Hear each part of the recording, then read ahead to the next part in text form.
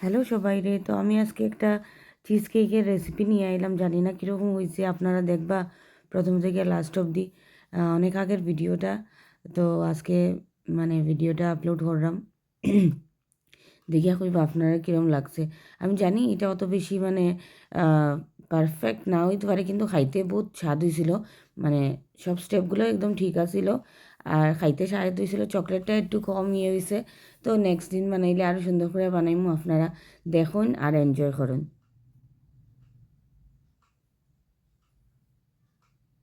তো এটা গরমের সময় বানাইছিলাম, আর এখনের না, অনেক আগের, পূজারও আগের অনেক, তখন বানাইছিলাম।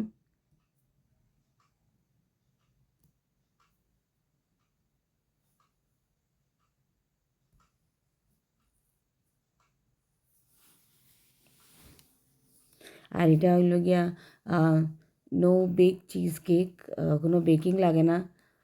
ওইটাই আর কি সব থেকে মজার জিনিস। বেক করতে লাগছে না, খুব সুন্দর হয়ে গেছে।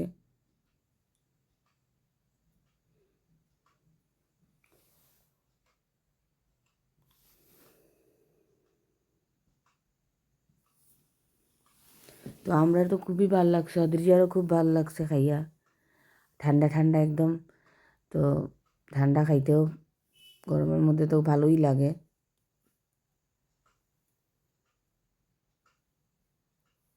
সবথেকে বেস্ট হইল আর কি ঘরের মধ্যে যেগুলো আছে এগুলো ইনগ্রিডিয়েন্টস দিয়েই বানানো যায়। একটু আধটু তো সব কিছুর মধ্যে কিনতে লাগে, কিন্তু মোটামুটি সব কিছুই ঘরেই আসিল, যেটা দিয়ে আমি বানাইতেছি খুব সুন্দর করিয়াই।